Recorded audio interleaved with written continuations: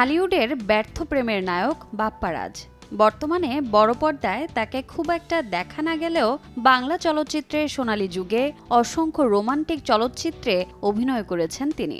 গল্প নির্ভর সেসব সিনেমাগুলোর কারণে আজও এই নায়ককে মনে রেখেছেন হাজারো দর্শক। প্রেমের সমাধি খ্যাত এই নায়কের সরব উপস্থিতি লক্ষ্য করা যায় ফেসবুকে। সম্প্রতি ফেসবুকে তার একটি পোস্ট নিয়ে শুরু হয়েছে আলোচনা।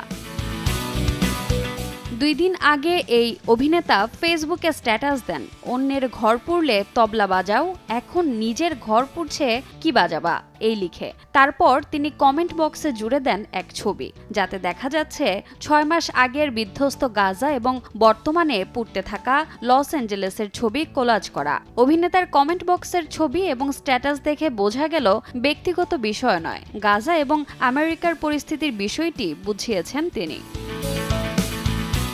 বাপ্পারাজের সেই পোস্টে তার ভক্ত অনুসারীরা নানা রকমের মন্তব্য করেছেন।